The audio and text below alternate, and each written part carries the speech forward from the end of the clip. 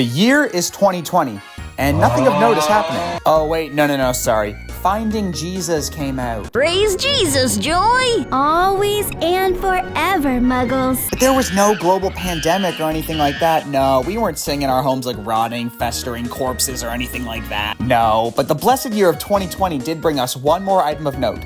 The second installment of the War for Cybertron trilogy, Earthrise. While not nearly as revolutionary as Siege was the year prior, Earthrise almost in a lot of ways felt like a response to all the critiques of Siege, for better or for worse. Okay, without any further ado, that's such a crappy segue, let's take a look at War for Cybertron Earthrise.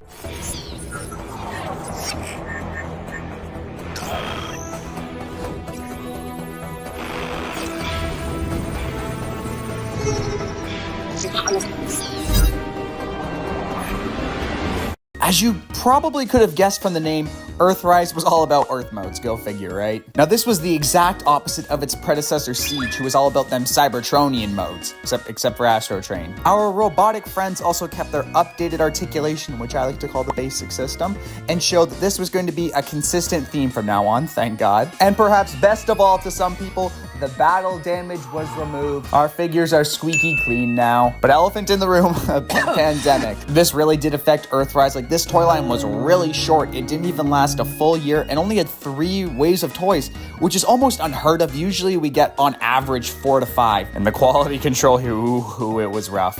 I'll talk about it more in depth later, but I gotta say, quality-wise, Earthrise is tough. I think I just said Earthrise there. Earthrise. Okay. And speaking of rough, Earthrise began some really bad trends that have stuck around for years to come. But look, this is starting to sound really negative.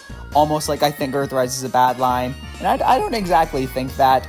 And so to show you that, let's take a look at the figures. Size class-wise, we're sticking to the basics here. We got Battle Masters returning from Siege. These guys did change a little between lines though. Now instead of turning into guns, they mostly just turn into shields. These guys have been scaled back a lot from Siege though. We only saw 5 Battle Masters released and 2 of them were just repacks from Siege. And Earthrise was the last line as of this video to have these guys and Micromasters as individual releases. Oh right, Micromasters.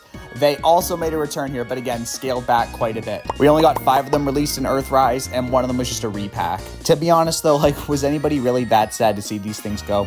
I don't know. I wasn't really a fan. Let me know in the comments if you were a Micromaster fan, I guess. And we, of course, have our deluxes.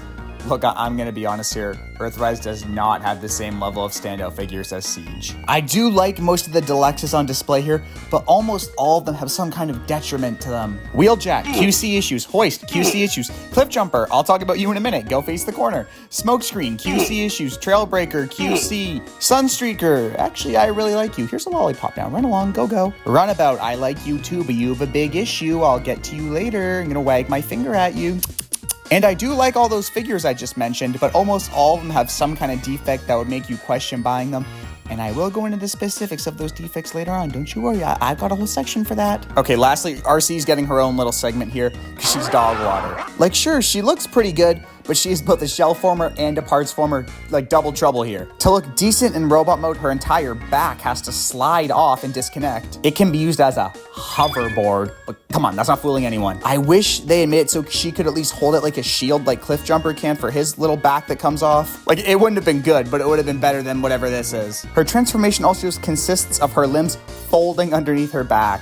Dog water. Okay, so let's talk about Cliffjumper. Cliffy was an oddity for the time. He was a legend scale figure being sold at deluxe price. Nowadays, this is pretty standard, but back then, this was a whole new thing. Now, the reason he was miniaturized was for the sake of cartoon accurate scaling, something Siege had introduced and Earthrise was following. But how do you sell a legend size figure at deluxe price? You give him accessories and articulation. I don't actually think this was a terrible idea for the time, but more recently, it's gotten out of hand with figures like 86B and 86 Springer, which really make you question if you're really getting what you're paying for. I'm just saying though, for a legend scale figure at deluxe price, I really would have liked if Earthrise Cliffjumper wasn't a parts former. And Cliff's mold here has also been used to death. 8 retools and or redecos. And I really truly thought we were done with this mold after 86B came out. I'm like, okay, they're just gonna make a stupid amount of redecos of him. But no, I guess I'm the fool because a few days ago or a few weeks ago, I don't know when this video is gonna come out, they announced that there's another Walmart exclusive. It's using that mold again. Stop using this mold. It's okay, but we got a better one now. Use that one. Ooh, okay. Let's just calm down here. Replacing the weaponizers from Siege were the modulators. They were essentially the same thing as the weaponizers, but they could just turn into mini bases. Some other figures in the line too also had gimmicks where they could connect them and make bigger bases. It was kind of neat. I wasn't really into it, but let's move on to the Voyagers. They're pretty good. Grapple was an awesome figure who did have some QC issues, but whatever. I love him. Siege Apeface also got his partner Snapdragon back. And I kind of feel like this guy is underrated. Like, he's a really great figure. And we saw one of the weirdest mainline figures I've ever seen. The Quintesson Judge. Could they not just made up a name for this guy? Megatron also got an Earth mode here.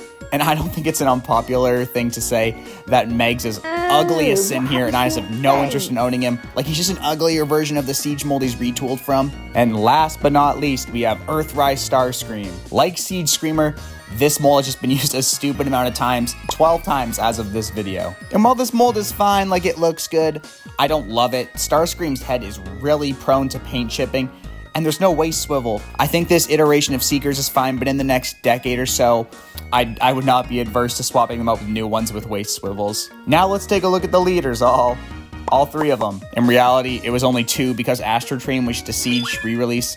But let's be honest here, Astrotrain was always meant to be in Earthrise. I mean, he turns into Earth vehicles. He had no business being in Siege. We also got Double Dealer, who I really wanted to love, but oh my god, he is so flimsy.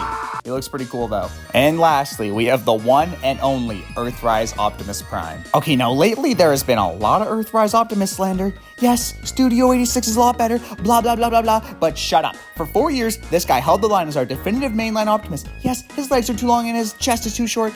And I'm pretty sure he dissolved for some people, but I don't want to hear it. He's a good figure. Now crawl back into your cave and diddle 86 Optimus Prime. Whew, okay. Maybe I'm a little biased here, but for the time, ER Prime was pretty great, and he was a significant upgrade from his pre-tool from Siege. And lastly, for our big ticket items, we had Commander Skylynx and Titan Scorponok. I don't have Scorpy, but he looks awesome, and he just got a reissue that sold out immediately. Skylynx, on the other hand, this guy is so stupid and obnoxious, and I love him. Like, he looks like a Power Ranger thing. I don't know what they're called. Megazords? I think that's right.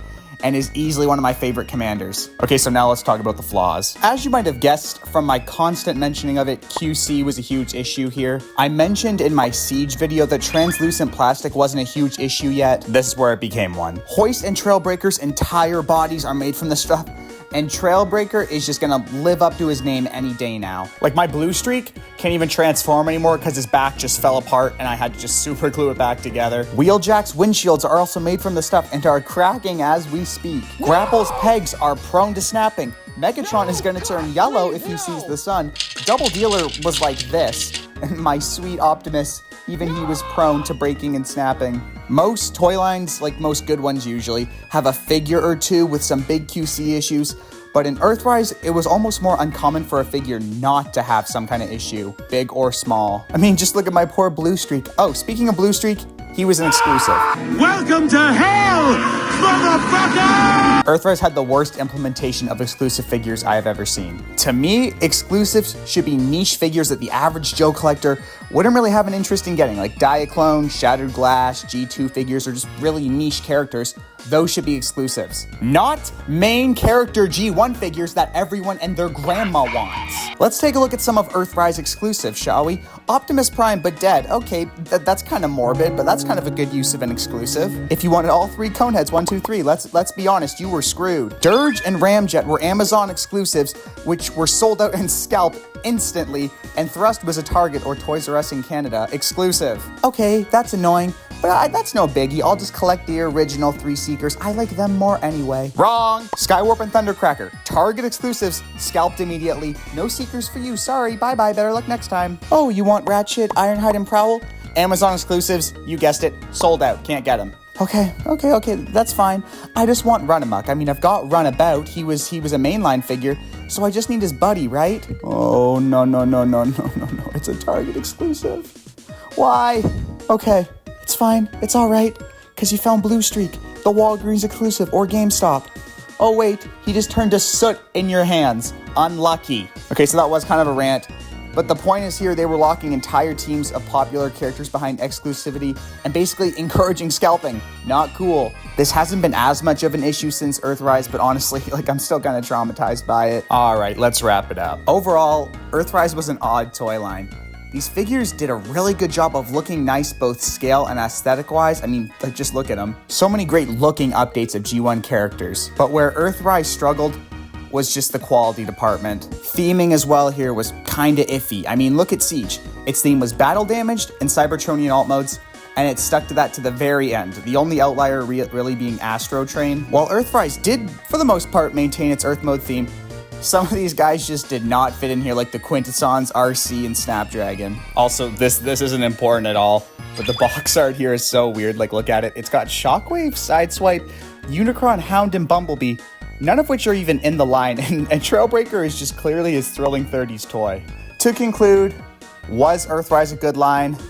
It was okay. Out of the 3 War for Cybertron lines, I think it was the weakest link, but it definitely had high points. Some of these figures are still some of my favorites to this day. But when I look back on the line, I mostly just remember broken figures and kind of crappy exclusives. If you liked the video, feel free to subscribe, that'd be pretty cool. And I swear that when I started writing this video, I didn't really think it would kind of be as negative as it was. Like, I in my head, I thought Earthrise was like one of my favorite lines. But as I was kind of going back through the history of and looking at the figures, it kind of wasn't that great. I still do like it a lot, but I think Siege and Kingdom were just a lot better. But Earthrise is still pretty good, you know, off the records.